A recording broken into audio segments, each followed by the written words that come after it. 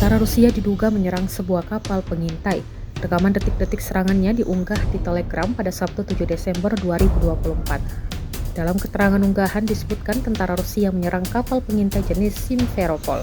Awak rudal dari kelompok pasukan selatan menyerang kapal paling modern dari divisi ke-30 kapal permukaan armada Angkatan Laut Ukraina, kapal pengintai menengah Simferopol. Menurut militer, 2 tewas dan 15 terluka parah. Belum ada informasi lebih lanjut dari Ukraina soal serangan ini. Kendati demikian, rekamannya kini telah menuai berbagai komentar dari warganet.